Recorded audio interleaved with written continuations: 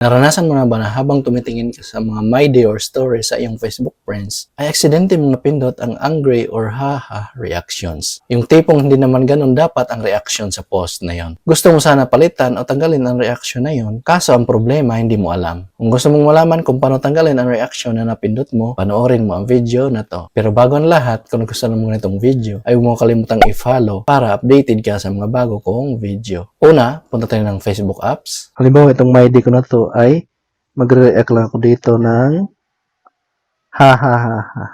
Ayan, naka-react na tayo.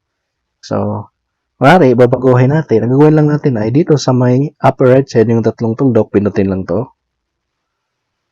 Then, pinutin lang tong undo send reactions. Ayan, undo all of your reaction to this story. Then, pinutin lang tong undo. Ayan, so wala na yung sinend natin ang reaction na aha. So, ganun lang kadali.